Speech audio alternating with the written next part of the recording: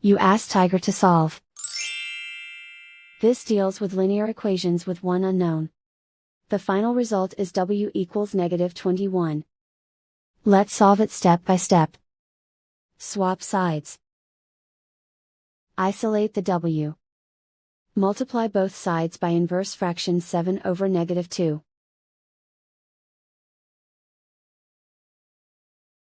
Move the negative sign from the denominator to the numerator. Group like terms. Multiply the coefficients. Simplify the arithmetic.